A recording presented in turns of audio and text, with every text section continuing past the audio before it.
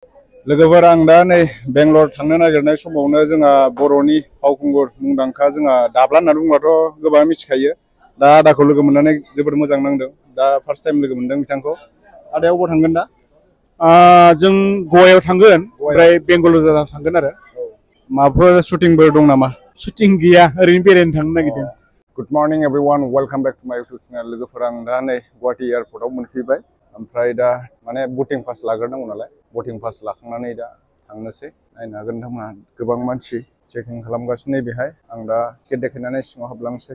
आं दा आधार कार्ड आरो टिकेट देखायखांनानै सिङाव हाबबोबाय। माने नैबे बेगखौ चेकिं खालामबावो आरोना। नै बिदि नायनो हागोन नोंथांमोना नै चेकिं खालामगासिनो दं। 3 आवार्स लागोन बेनिफ्राय गुवाहाटीनिफ्राय बेंगलरसिम 3 आवार्स 20 मिनिट। सिगाङावबो आं गाखोखांबाय फ्लाइटआव। सिगां समाव नोंथांमोना आंनि भिडिअखौ बारा नुसनामोन। बै समाव बारा भिउसबो थाङामोन नालाय आंना। नोंथांमोना नायनो हागोन, आङो डिसक्रिपसनाव लिंकखौ होनानै दोनदों। दिल्ली टु ले, ले टु दिल्ली, बेनिफ्राय दिल्ली टु गुवाहाटी, गुवाहाटी टु दिल्ली बेबायदि गाखोखांबाय आरो आं सिगाङाव फ्लाइटआव। एबार जों खनबा जासिगोन आं फ्लाइट गाखोनाया। चन्डीगढ़आवबो थांनायमोन आङो, हारियाना चन्डीगढ़, बेहायबो फ्लाइटजों थांनायमोन। दा नोंथांमोना आगोलनि भिडिअफोरखौ नायनोबा आङो डिसक्रिपसनाव होनानै दोनदों, नायनो हागोन नोंथांमोना। सब माने बेग चेकिं खालामनायाबो बेलेग बेलेग। आं दा इन्डिग'आव थाङो नालाय, आङो इन्डिग'आव चेकिं खालामनो होनोसै आरोना लोगोफोर। नै इन्डिग'निया नैबे, आं दा नैबेहाय र' बेगखौ होननि। बेग गिदिर लाबा बिराद खस्थ' जायो, ओमफ्राय आं दा साखा गोनां ट्रलि बेग लादों नालाय मोजां आरो। लोगोफोर आं दा माने टिकेटखौ लाबाय, बेनिफ्राय मोनसे चेकिं दंबावो। आंना बेग गिदिरा माने डाइरेक्टलि फ्लाइटआव लानानै थांबाय आरो ना, थिखोनाङा। लोगोफोर आं दा ब्रेकफास्ट खालामाखैमोन नालाय, ब्रेकफास्ट खालामसै आरोना। नैबे लाबाय आङो भेज बार्गार, बेनिफ्राय कफि। ओमफ्राय नोंथांमोना नायनो हागोन नैबेहाय बेसेबां बिल जादों। नायदो नोंथांमोना, बार्गारजों कफिल' लानायावनो 620 बिल जादों। नै मोननैल'। धाबाफोराव आरामसे बोरमा बेदरजों मोनजागौमोन आरो ना बेलेगफ्राव जायोबा। माने एयारपर्टआव सब बुस्थुआनो दाम गोजा। ओमफ्राय आं दा जानोसै र' बार्गारखौ। लोगोफोर आं दा नै बेंगलर थांनो नागिरनाय समावनो जोंहा बर'नि फावखुंगुर मुंदांखा जोंहा दाब्ला होनना बुंबाथ' गोबां मिथिखायो। दा आदाखौ लोगो मोननानै जोबोद मोजां नांदों। दा फार्स्ट टाइम लोगो मोनदों बिथांखौ। आदाया अबाव थांगोन दा? जों गवायाव थांगोन ओमफ्राय बेंगालुरुआव थांगोन आरो। माबाफोर शुटिंफोर दं नामा? शुटिं गैया, ओरैनो बेरायनो थांनो नागिरदों। गवायाव ओरैनो बेरायनो थांगोन आरो। सोर सोर दं लोगोसे आदाजों? आंजों दङ, बिग्राय दं, गौतम दं, बेनिफ्राय शिबराज दं, लैथोमा दं, बिदिनो आरो लोगो दं माखासे। माब्ला फैफिनगोन ओरैनो गवानिफ्राय? मथा मथि 8 तारिखसोहालागै रिटार्न जागोन। मोजां माने बेरायना फैसिगोन आदामोना न'? औ, मोजाङै बेरायना फैनोसै। Happy journey. Happy journey. मोजां बेरायबानो जाबाय ना। Thank you, thank you. नैथिं दङ जोंहा आदामोन। आदायाबो थांगोन ना? औ, गवायाव एखेलगे थांगोन गासिबो? गासिबो ज'। मोजां नांबाय, गासिबो बर'नि आर्टिस्टफोरानो दंजोबो नै। औ थांगोन गवायाव। औ, बेंगलर टु गवा। बेंगालर टु गवा। दा गौतम आदाबो दंनो। बिथांखौ आं नुफेराखै मोगथाङाव, दा दसे उनाव देखायगोन। नै जोंहा आदाखौबो लोगो मोनबाय।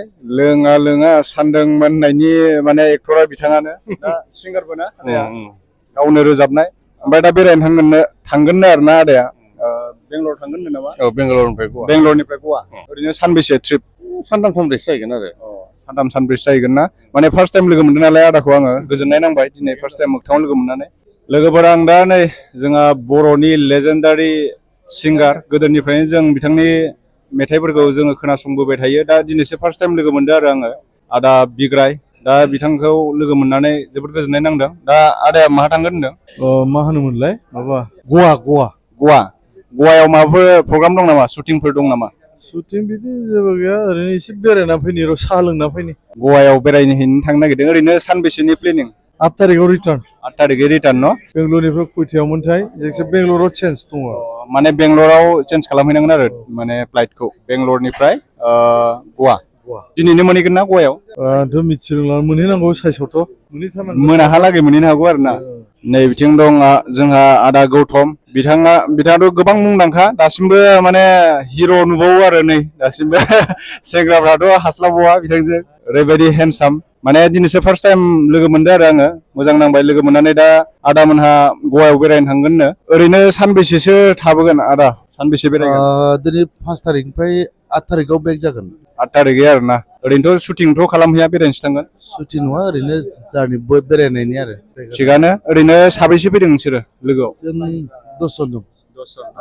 लोगो मोननानै मोजां नांबाय आरो दा बेखायनो नोंथांमोननो एसे माने भिडिअ खालामनानै देखायनो होननानै आङो लाफैनाय जाबाय आरो आदा दिनैसो फार्स्ट टाइम लोगो मोनदों नालाय दे ओरैनोथ' बिथांनि समफोराथ' गोबां हिट आदानिया सिगांनिफ्रायनो जों उन्दै उन्दैयाव केसेटआवसो खोनासङोमोन दाथ' ससियेल मिडिया ओंखारनाय हिसाबै दा बांसिन इउटुब माने इन्सटाग्राम जेरावबो गोसारनानै दं आरो बिथांनि मेथाइफोरा दासिमबो माने हिट आरो दासिमबो गाख्लायनो हाया रावबो बिथांनि माने खननायफोरखौ नङा होमबा आदा दे आदानिसिम गोजोननाय थाबाय लोगोफोर दा आङो बास सिङाव हाबबाय दामा मानसिफोर गाखोदों दायो खारबाय नै लोगोफोर बासआ दा बबेबा माने गोजौनिफ्रायनो गाखोनांगौ जायो ओमफ्राय आं दा बास सिङाव दङ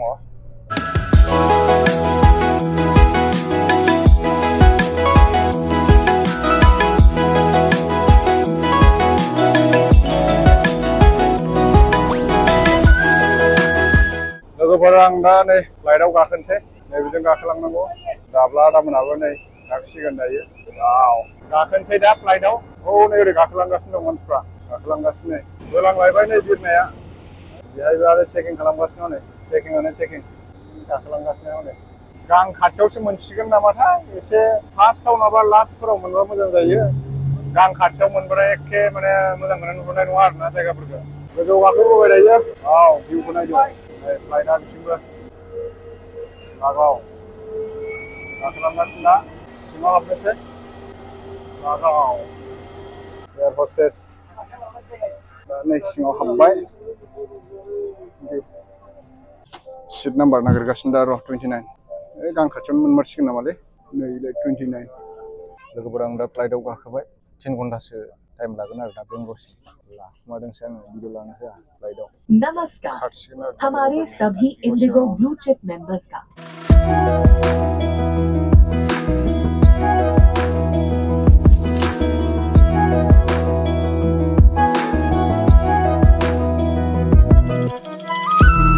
लोगोफोर आं दा नै कका कला लोंनो नागिरदों फ्लाइटनि सिङाव कका कलाजों काजु बादाम टेस्टि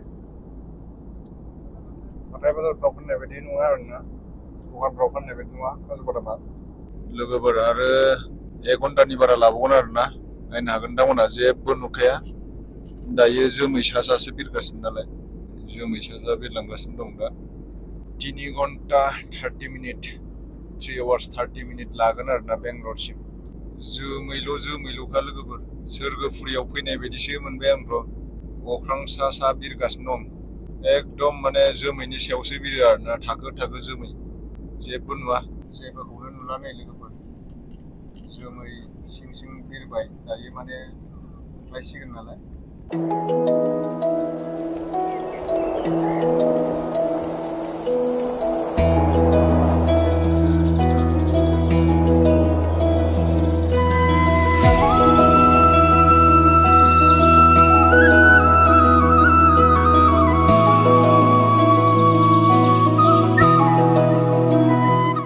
लोगोफोर आं दा फाइनालि बेंगलर मोनफैबाय आरोना दसे उनावनो ओंखारसिगोन दा मोनफैबाय लोगोफोर नै टार्मिनेल 1 इन्डिग' फ्लाइटआ नै इन्टारनेसनेल फ्लाइट बिराद दं लाइन दंजोबो नै फ्लाइटआ होलांलायबाय हनै बिरलांसिगोनलाय बियो फाइनालि दा आं दा नै बेंगलर एयारपर्ट मोनफैफिनलायबाय बासजों ससे लांसिगोनलाय आरोना बासाव गाखोनोसैलाय नै बिथिं आदा गौतममोन दं ओइ नै सिंगार नैबे बासजों थांसैलाय नोगोर बार बारदों माथो बेंगलराव बासाव गाखोनोसैलाय दायो बासाव गाखोबाय नै बिथिं आदामोन दं नै बासाव गाखोबाय दायो गुसुलायबावसो माने इन्डिग'ना बिराद फेसिलिटि आरोना बासजों दोनहैलायो बेलेग फ्लाइटआबो दोनहैयो दोनहैनायालाय बेंगलर मोनफैबाय दा नै बेगखौ नैबायदि नेबाय थानांगौ आरोना लोगोफोर नै आंना बेगा मोनफैबायानो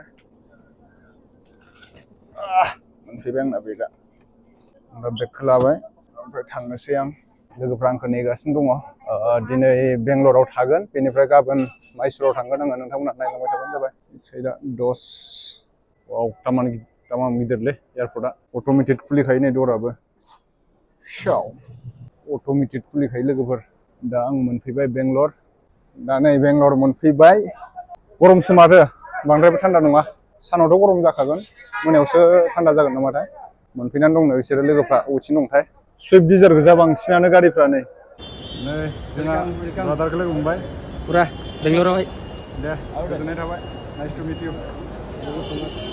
दा आंखौ लांफैनायनि थाखाय रोजा रोजा साबायखर दा नै बिनि रुमाव थाहैथ'नोसै एसे आन्दायबायमोन माने आं बैथिं ओंखारदों बे बिथिं थाफैदों आरोना दसे नागिरनांबाय आंखौ थांगासिनो दा जों नै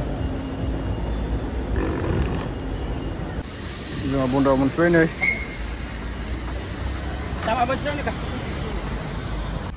लांफैनायनि थाखाय दे गोजोननाय थाबाय दा नोंथांमोना मोजां मोजां जायगा नुलांगोन बेंगलरनि ओमफ्राय रुमाव थांनानै रेस्ट लाग्रोसै बेसे गोबाव नेनांगोन नोंसोरो 20 मिनिटसो जाबायलै 20 मिनिटसो जाबायना बिराद गोबाव नेबाय माथो माने आङो टार्मिनेल 1 आवसो ओंखारदोंमोन आंमोन टार्मिनेल 1 आव लाखियासै ना बेलेगजोंसो ओंखारबाय ओंखायनो एसे आन्दायनाय बायदि जादों आरो नागिरनांबाय 3 नाम्बार जाबाय बेनिफ्राय खै किल'मिटार जायो एयारपर्टनिफ्राय 45 किल'मिटार हाब गोजान साब माथो मथा मथि 1 घन्टा सब माबा गोजा नै टेक्सि गोजा स्विफ्ट डिजार बांसिन गारिया सुजुकिनि मन्दिरफोरखौ मोजां नाङो बिसिनिखौ थाखो थाखो हाजो बायदि बानायोना खिन्थु बिसिनि जायगानि मानसिफोरा हिन्दी रायलायना होबा गावसिनि भाषा रायलायो आरोना गावसिनि रोंबा मोजां जायो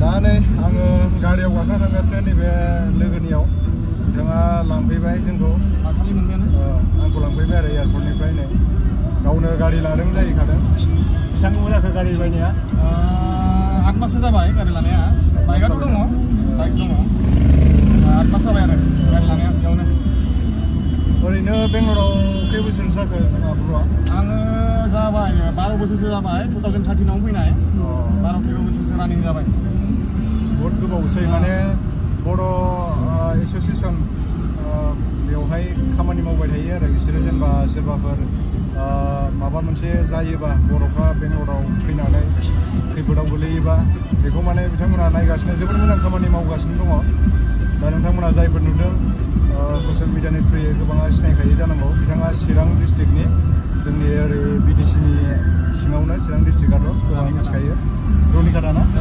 रानिखाटा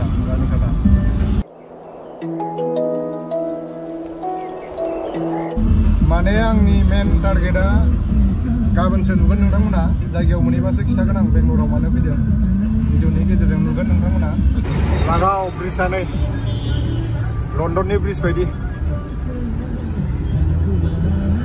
गुवाहाटियावबो बानायदों दा बेबायदि ब्रिजखौ बेबायदि नङा आरो गुवाहाटिना ब्रह्मपुत्रनि सायाव बानायदों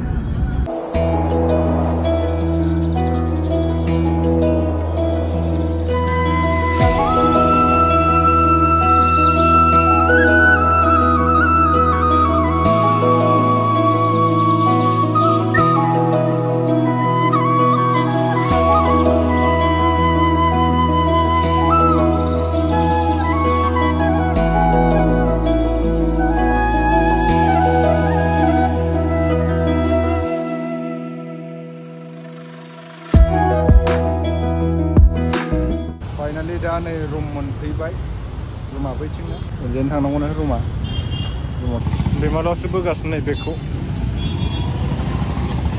रुम मोनहैसिगोन बारा गोजान गैला रुम मोनहैसिगोन दा थ' लोगोफोर फाइनालि दा नै जोंहा दैमालु थाग्रा रुमसिम मोनफैबाय आरोना ओमफ्राय गाबोनहालागै नोंथांमोननो माइसुरखौ एक्सप्लर खालामनानै खोन्थागोन माइसुराव थांगोन नालाय आङो माइसुराव थांबा नोंथांमोननो मानि थाखाय फैदों आं खोन्थागासिनो दं थ' होमबा दिनैनि भिडिअआ एसेनोसै नेक्स्ट भिडिअ थाबैनो लोगो मोनफिनगोन